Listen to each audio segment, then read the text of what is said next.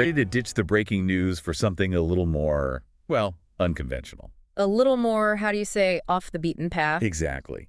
Today, we're diving headfirst into those bizarre headlines from around the world, the ones that make you laugh, raise an eyebrow, and think, wait, did I read that right? The kind of stories that remind you sometimes truth is stranger and funnier than anything you could make up.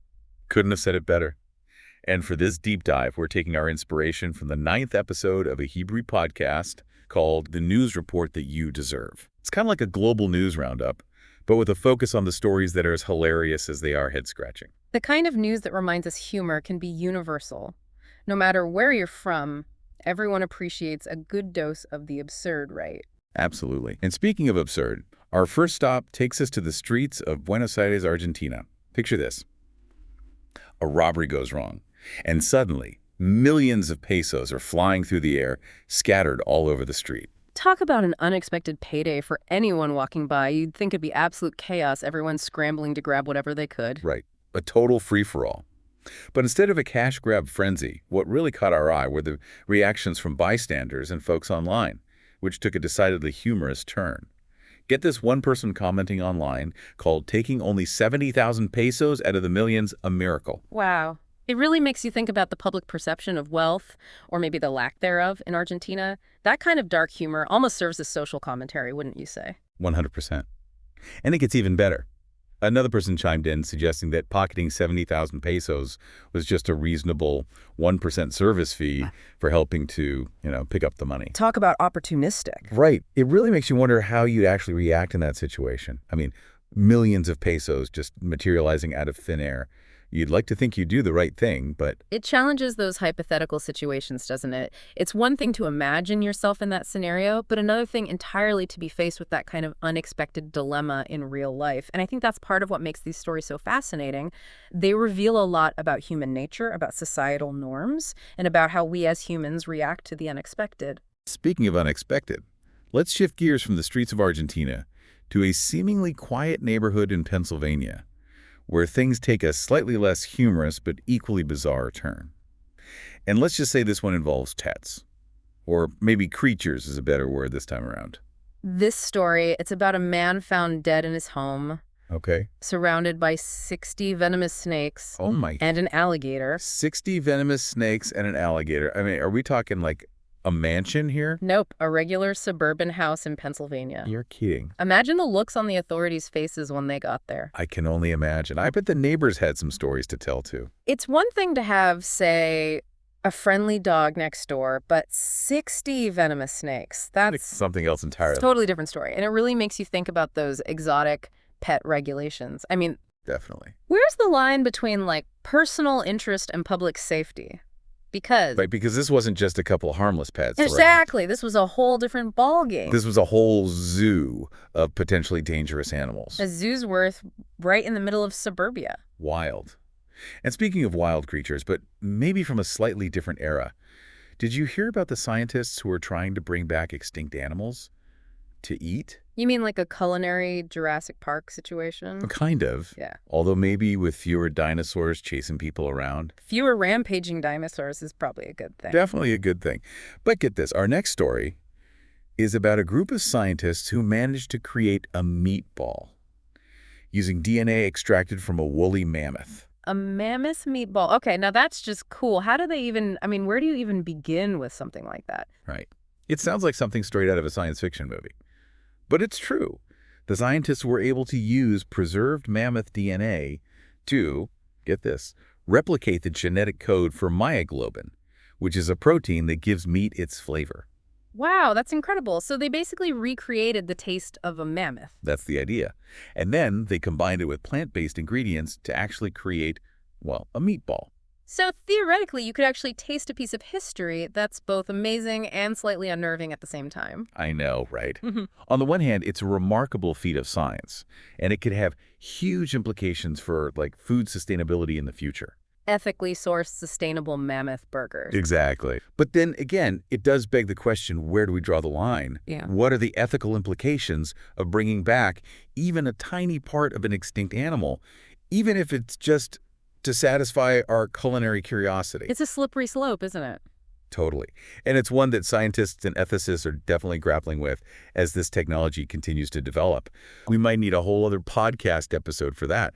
But for now, let's take a break from the mammoth-sized ethical dilemmas and enjoy a few more of those quick-hit, bizarre stories, shall we? Hit me with your best shot. So, ready for a few more quick hits of you can't make this stuff up news? Always.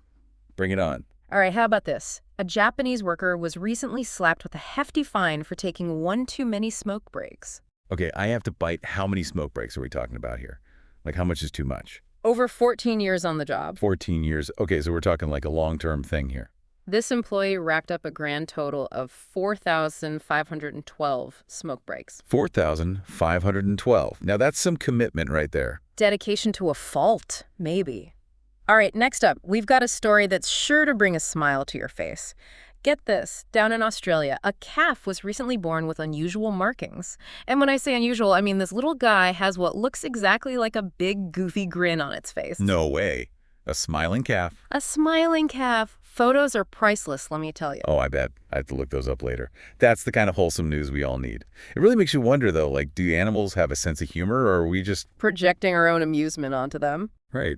Like maybe that calf is just, going about its day, completely oblivious to the fact that it's sporting a giant grin. Maybe, but either way, it's pretty adorable. Totally agree. Okay, shifting gears a bit from adorable animals, how about a story about unwavering faith and, well, maybe a slightly unconventional approach to grief? Lay it on me.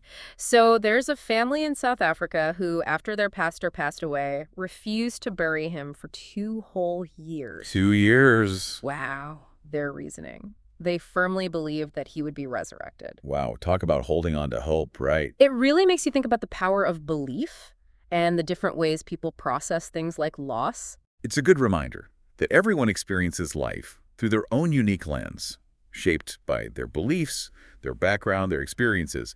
And sometimes those experiences lead to some pretty, well, let's just say remarkable stories, even if they're not always what we expect. But hey, isn't that the beauty of it all? All right, so have you heard about this? China's trying to fix its shrinking population by, get this, giving college students a love leave. Well, it's a wild one. Basically, after decades of that one-child policy, China's population is on the decline. And their big solution, time off to, well, fall in love. Yeah, it's certainly an interesting approach, trying to solve a demographic crisis with a mandated romantic break. It's kind of like they're trying to hit a demographic speed bump with a love potion or something. So what we know so far is 9 provinces in China are now giving college students this week-long spring break, the whole point, to encourage them to, find romance. And there's even this quote in the article from a college official talking about how the break is supposed to be about nature and personal growth too, not just romance. Like they're trying to create the perfect setting for love to blossom. Yeah, this isn't just about adding another holiday to the calendar. China's dealing with some serious stuff here. Their population is aging rapidly, and they're worried about having enough workers in the future. And, it's not just China, right? A lot of countries are kind of in the same boat, just maybe not taking such a direct approach. That's true. But is a love leave really going to lead to more babies? I mean, can you really just tell people to fall in love and expect it to happen? It seems a little, I don't know, simplistic. Right. Like, here's your week off. Now go make a family. Exactly. And the article mentions how a college official was saying this break is a chance for students to, learn to love nature, too. It's all a bit much. Yeah, it's a little bit like they're trying to orchestrate the whole thing, isn't it? Totally. But back to my point, can they really fix this by just giving people time off? I mean, the article mentions all these other pressures young people are facing. Cost of living, crazy education costs, finding a job. It's a lot. And now, on top of all that, they're supposed to find time for romance, too. It's like they're saying, oh, and also fall in love and have some kids. It's just another item on a to-do list. Yeah. And, it's like putting a Band-Aid on a broken leg. The article even mentioned how some young people are putting off having kids or even not wanting them at all because of these huge life pressures. Absolutely. And, in a place like China, which is already so competitive, it just adds another layer, doesn't it? It's like, when do you have time to breathe, let alone find someone special? I know, right? So, from scattered cash raining down on the streets of Buenos Aires to a Pennsylvania home that was basically a haven for snakes, a mammoth meatball, and a smiling calf, it's safe to say we've covered some pretty weird and wonderful ground in this deep dive. And it just goes to show that sometimes the most unexpected stories are the ones that stick with you the longest. They make you laugh, they make you think, and they remind you that the world is full of surprises. So next time you're scrolling through your newsfeed, feeling a little bogged down by the headlines, remember to take a chance on that story that makes you tilt your head and go, wait, what? Huh. You never know what fascinating rabbit hole it might lead you down, and who knows, you might even discover a new perspective on the world around you. That's all we have for today's deep dive. Until next time, stay curious out there.